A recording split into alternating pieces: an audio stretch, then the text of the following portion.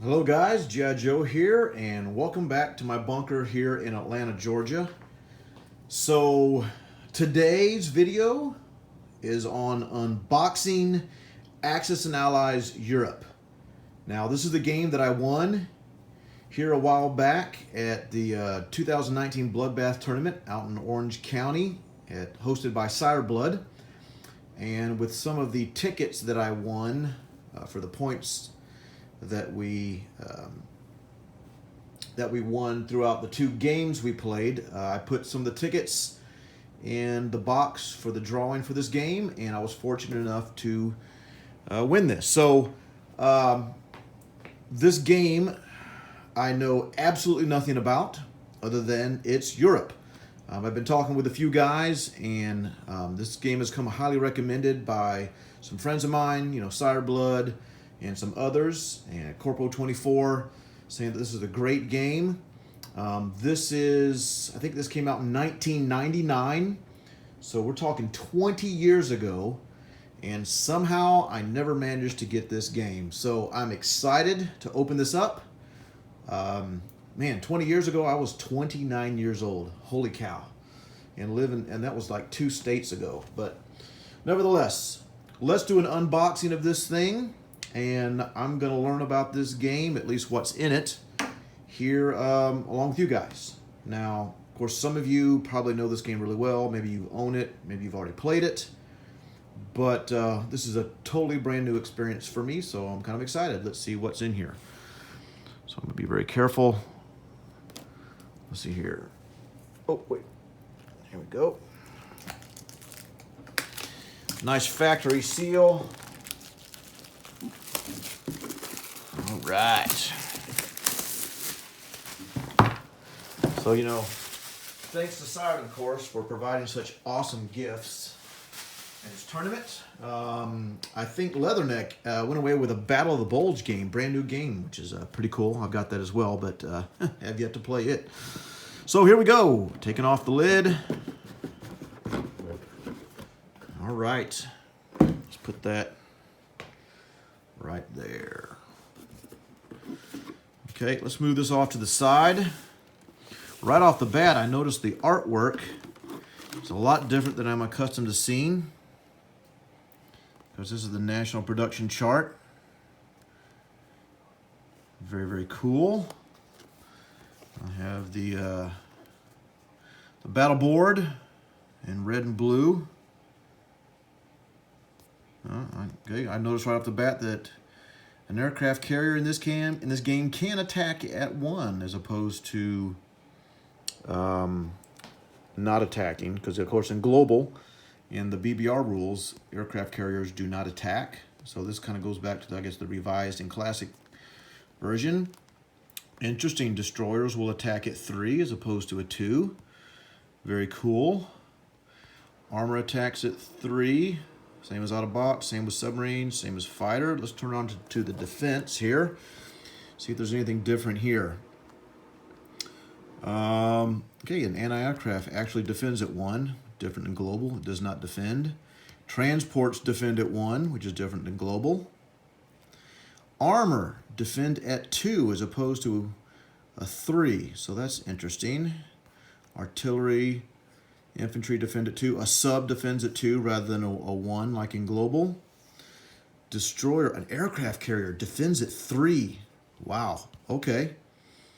And as well as a destroyer, and of course fighter battleships defend at 4, which is the same as a global. So to me, what's interesting right off the bat is noticing the aircraft carrier difference from global. And of course, I know this game came out before global, so really global is different than this. But for me, this is the first time I'm seeing this, so I'm relating it to the knowledge that I have right now. So looks like the big differences are the tank defending at 2. The aircraft carrier actually does get to attack at 1, but defends at 3, which I think is pretty huge. And then the destroyer attacks and defends at a 3. I think that's the biggie. And then a sub defends at 2 versus a 1, along with the transports. And, I know the transports have gone back and forth to where they used to all defend at 1, and then they were auto kills in global, and like in BBR, Now if they're paired with 2 transports, you can get to roll 1 die for every a multiple of 2 transports. So that's interesting right off of the bat. Let's see what else. Okay, it does say here that transports have no attack value, which, you know, that's kind of old school, typical rules, classic, revised, etc. And okay, let's see here. Industrial production certificates captured by Axis forces in the Middle East. Okay, I'm not sure what that means, but I'll have to read up on that. I guess you see starting income of 24 for Russia, 25 for the UK. And it looks like Germany and United States start at 40. So right off the bat, the production chart shows you kind of, you can glean a lot of information just from that one thing. So, interesting, look at that. Setup charts are on the back. It shows you the cost. So let's look at the cost here. Infantry still costs 3, artillery 4. Armor is 5, so that's back to like the revised and classic. Okay, fighters are 12 rather than 10. Bombers 15. Yeah, that's like back to the old cost, back for revised and classic. Battleship 24 as opposed to 20 in global. Carrier is 18 rather than 16. Destroyer is 12 rather than 8. That's a huge difference. But then with that, you're getting to attack and defend at a 3. Transport is 8 rather than 7 in global. Sub is 8 rather than 6. And there's no cost for an industrial complex, so I would assume that means you can't purchase new ones. Okay, movements. Let's see what movements look like. Oops, sorry if that's blurry there. I don't know if you could see what I was just doing, but hopefully you heard what I said. Let's see if I can zoom on this a little bit here. Okay, so infantry movement is 1, artillery 1, armor 2, same. Anti-aircraft gun can move 1, fighter 4, okay, that's the same. Sorry, bomber 6 is the same, battleship 2 is the same. So obviously there are no naval bases. Aircraft carrier 2, all the Navy is 2, and a complex cannot move. So very interesting. Action sequence, we have purchase units, combat, movement, combat, non-combat movement, place new units, right side up, submerged subs, and damaged battleships, collect income. So it looks like that you are going to right side up, submerged subs, and damaged battleships. I think in global you would repair damaged battleships at the beginning of your purchasing phase. So here it looks like it's done at the end of your action sequence. So if you have, I guess if you have a naval battle and your ships are damaged, you can then tip them back over to right side up at the end of your turn, right before you collect income. So that's interesting. So what it looks like, of course, I'm not a collector, so I'm not concerned about keeping things unpunched, but it looks like, how does this work here? Because it looks like this whole, I see, one side of this is the industrial production chart, and then you pop out the bottom side to pop out the reference charts for each nation. Oh, okay, I see. It's kind of cool. Let's go ahead and do that because I'm not a collector, so I'm not concerned. Of course, right now, somebody watching this is screaming at me, "No, you just messed it up. Now it's worth $3 less." Who cares? I play the games. I don't collect them. And nothing against you guys if you do collect them. That's cool, but I buy the games to play them, right? So we've got that. Let's take out the UPC chart, income tracker. All right, get this booger readied up. Okay, then we will take out battle board. I will say right off the bat, I think these colors are definitely better than what they did on revised. That hideous blue mess. But all right. So we're dealing with 4 nations here, obviously. UK, US, USSR, and Germany. So I've got that done. Of course, on the back of these, it's just plain old cardboard. All right, let's look what the pieces they have. All right, so we have the good old faithful classic edition money. Industrial production certificates. I'm not even going to open this yet. I'll definitely stick with my IPC chips here from I Will Never Grow Up. I love these things. These are fantastic. And if I ever did go back to cash, I would be using Siredblood's Battle Bucks and the plastic version, which are now for sale on makingplayingcards.com. So definitely won't be using those. Typical standard chips, the reds and the grays. And it looks like you get 1, 2, 3, 4, 1, 2, 3, 4, 5, 6, 7, 8, 9, 10, 11. Is that right? Maybe 12 dice. And they are 6-sided dice. 1, 2, 3, 4, 5, 6, 7, 8, 9, 10, 11.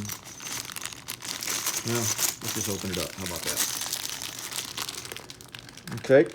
I also noticed right off the bat that when you open the box, inside this plastic container, you can see, I don't know if you can see this here or not, but you can see the United States star, you can see the UK roundel symbol. So obviously this is where you'll put your pieces. You've got the Germany cross, and then you have the Soviet Union hammer and sickle, so that's where you would put your pieces. So let's look at the pieces. Actually, first of all, let's do this. How about this? So you got chips.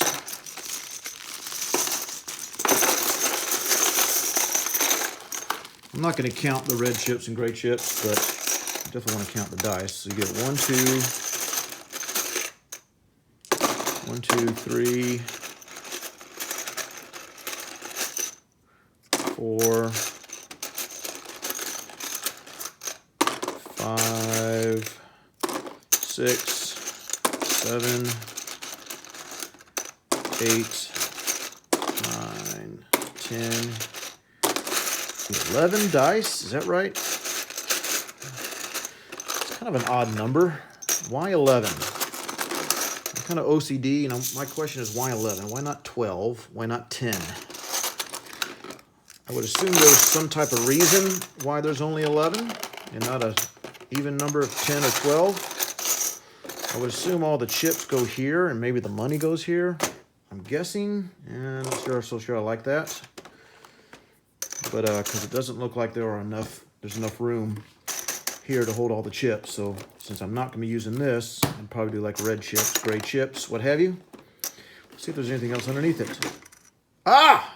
Ha ha! All right, this changes things.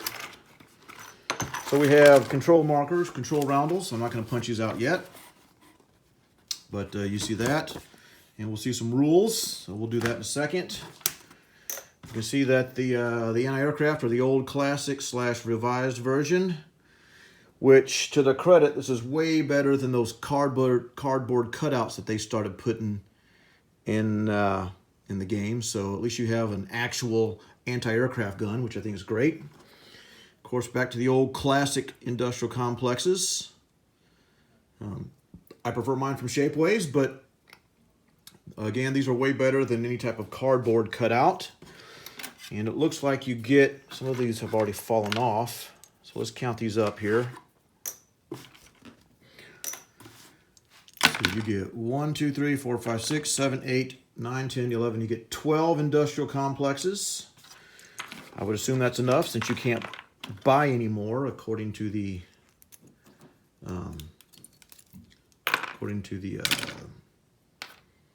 information on the back of these setup cards. You know, as I was saying, you cannot buy an industrial complex. And as far as anti-aircrafts, you get 1, 2, 3, 4, 5, 6, 7, 8, 9, 10, 11, 12. Ha! A nice round number. Again, makes me question why only 11 dice. But maybe that's involved. Maybe the rules will definitely let us know that here in a second. So, all right, let's do the pieces here. I've got UK. I guess these are UK infantry. Go ahead and get this set up. I'm trying not to bump the camera. UK infantry, I don't know. I'm not going to count that. Looks like about, I don't know, maybe 15 or so, approximately. Standard out-of-box UK infantry that have been around forever. Now the Navy, I'm noticing something right off the bat here.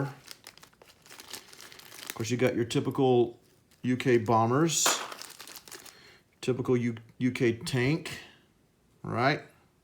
But I'm noticing something right off the bat, and is the battleships. The battleship is the same type of sculpt as what we're accustomed to in Global and all the other Axis and Allies franchise games, at least that I'm aware of and have played. However, it's considerably smaller. I think this is the Renegade. Hold on a second. Yeah, look at the difference. Here's the Renegade, right? Let's look at the difference there. So you can see that profile. This is the Global version, and it's incidentally the same as revised, and that's a little bit smaller. I'm not sure I'm happy with that. Maybe the map is a lot smaller, so it needs the smaller battleship. Not sure, but I noticed that right as I was pulling the pieces out of there. So you got smaller battleships, and then I would assume the carriers. Let me get a good out-of-box carrier here. You know what? I don't think I have any out-of-box carriers. My Globals, I think I'm using all my shapeways and stuff, but that looks to me to be about the size. No, that's going to be smaller as well. So why the smaller naval units? That's interesting to me. Let's see what else we got here. Of course, you have the destroyer, typical out-of-box destroyer. That's the same. The carriers might be, the fighters are the same. The artillery are the same as the Allied artillery. Subs look the same size. Transports are the same. Okay, so it looks like my biggest beef is the size of the capital ships. Not sure why they're smaller, but let's look at some of the other nations and see if that's consistent. I would guess that it is, and we'll let the map be our final kind of grand finale here. I'll look at the map here in a second. All right, so U.S. We'll go right there. We got the U.S. infantry, and I can tell right off the bat, yes, the capital ships are smaller as well, or at least the battleship is smaller. Yeah, that battleship is considerably smaller. The carrier is the same as out of box. So battleship same. Of course, you have the P-38 Lightning. Not a big fan of those sculpts. And the same artillery, same transport. So again, capital ship issue. Not a fan of. Let's go to Russia. I'm assuming this is going to be the same. Again, about 12 to 15 infantry. I'm sure I could look on the back of the box and it might actually tell me the exact numbers, but if you'll forgive me, I won't do that. Okay, the tanks. Okay, now I like the Russian tank. The Russian tanks have a little bit more detail right here along the back. I don't know if that's zooming in, than the out-of-box Global. I like the little, whatever those are, boxes, ammunition carriage, I'm not sure. But again, the battleships, super dinky, don't like that. Same artillery as the other Allied artillery. The infantry, same as out-of-box Global. Same transport. Carrier, it looks like the UK carrier. Was it the Illustrious class, if I'm not mistaken? Same bomber as Global. Subs, same as United States, UK. All right, so let's go on to Germany. See if Germany's different. I would assume that the capital ships would be smaller as well. So, Yeah, this is an unboxing video just to see what all's in there. Maybe do some comparison and contrasting, but I'm not going to go with how to set up, how to play, because I haven't learned that yet. I'll maybe come back later and do a video on that, where we can talk about those kinds of things. Whoops. I put Russia and Germany, Germany and Russia, but I'll fix that later. All right. So the battleship. The battleship is smaller as well, being consistent with too small there. The carrier, the Graf Zeppelin, looks about the same as out of box. Global. The tanks. Okay, I like these tanks better than Global out of box. A little bit more detail on the wheels. I don't know if you can see that or not. Camera's not zooming. A little bit thinner and a little bit longer, it looks like, and a longer barrel. But I like that. That's not bad. The artillery, well, I guess that's AAA. I'm not sure. The infantry sculpts are the same. The fighters are the old Stukas. I kind of like the ME-109s better than this. They got little wheels on the bottom. The transports are those same hideous transports from Global. Hate those things. Artillery. Yep, so that's the artillery, and subs are the same as out of box. Actually, these look a little bit thicker. Hold on, let me get 1 second.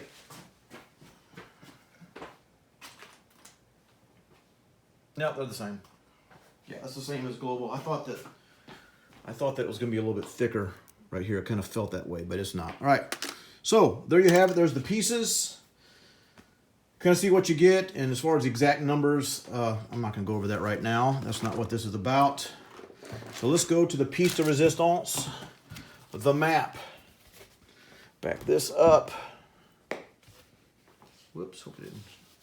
Okay, so the map is in one piece, and it folds out. Ooh, kind of like the colors. And boom, and boom. See, let me back up here a little bit, see if you can see this. Raise the camera. All right, so this map is smaller than the old classic map. Right away, notice a few things. The coloring I like. In fact, it's kind of reminiscent of the colors that you might see in HBG's Global 36 or 39 maps. So, let's see, where's the capital ship? I wonder why they made the capital ship smaller. I guess maybe that's why. Here's a out of box, so I don't know. Maybe they made the capital ship smaller because the map is smaller, so I'm guessing that's why. So if we take a look here, let's come down a bit lower. Okay, well, I accidentally hit the stop button when I was taking my camera off the stand. Forgive me there, but let's take a look at this map in further detail here. You see I guess the IPC values of every territory are in the red. Clear. Caucasus 4. I'm assuming this is the city of Moscow, city of Stalingrad. I guess that's what the circles mean. See some cool stuff here, like a Soviet convoy. Fall of Archangel eliminates this convoy. So I guess that's kind of some convoy, maybe the beginning of the convoys that they had for Global. I'm not sure. You see a British convoy. It says it's worth 5, and that's worth 4. So I don't know if that's maybe the max amount that you can convoy. You see U.S. convoy is 6, another one 4, convoy 5, British convoy 3. So I'm gonna have to read up on the convoys for this game. Not sure about that. Definitely like this logo. Axis and Allies, kind of simple and plain. So yeah. So you see the map. It's not that big.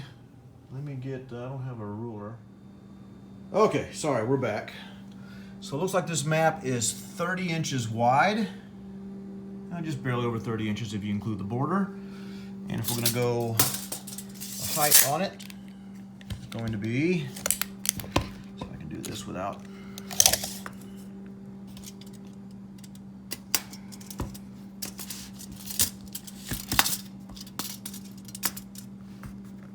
you're seeing this live, so 30 by 20. So 30 inches by 20 in height. It does fold. You can see a little slit right here, so it folds like this. This folds like this to go into one piece. I like that they've made this a little bit thicker than the anniversary map, and that it kind of folds into one piece rather than those two flimsy pieces of thin cardboard that you just kind of stand next to each other. So I definitely like this better than the anniversary reprint maps. I kind of like the artwork here. Look how they have you see the coastal lines and I guess the depth. The ocean gets deeper into the central Mediterranean, etc. So yeah, overall I like this. Anxious to play this. It says for ages 12 and up. Of course, I'm a lot older than 12. And I'm excited to get into the rules. And let's look at the rule book real quick. I'm not going to go through and try to learn the rules, but just kind of look at the rule book. It says that this is a challenging game, not advanced or moderate. Rule book is kind of basic and simple. Basically a 2 to 3 color palette, which is white, green, and gray. Very plain and simple. I guess it was after this that they got into all their fancy colored rule books. So I remember because what revised and classic was just black and white, if I'm not mistaken. So I guess this is the first time or one of the first times they entered in some color, which I guess is green. So okay, so you see this. I'm interested to get into the rules, read up on this, and see how this works. Again, I won't go through the rules right now. That's for a different day. And nothing on the back. All right, so questions. If you have any questions, you can ask Wizards of the Coast. All right, so a lot of good contact information there if you have some questions. I'm assuming that this thing is still viable since this game was printed. Look at this, 1999, 2004, and 2007. Or maybe that's the logo of Wizards of the Coast. All right, guys, so there you have it. Axes and Allies Europe. Again, thanks Siredblood for offering some pretty cool prizes. I'm excited to be able to win this. I'll definitely be punching this stuff out, and maybe over here over the winter, the fall and winter, when I have some time, not doing all the other things, then I'll bust this out and try to give this a whirl. I'm assuming this is going to be a shorter game in the 3 to 5 or 6 hour range as opposed to the marathon that Global is. But thanks for watching, guys. Hope this helps. Hope this is of interest to you. And if you haven't picked up this game, you might want to. I'm not sure what this goes for. I guess I should probably look this up. So what I'll do is I'll look this up on eBay and Amazon to see what this game is going for currently and post the price down below if you're interested in getting this. And thanks for watching. If you haven't subscribed, please do so, as it encourages me to make more videos. All right? Thanks for watching, guys.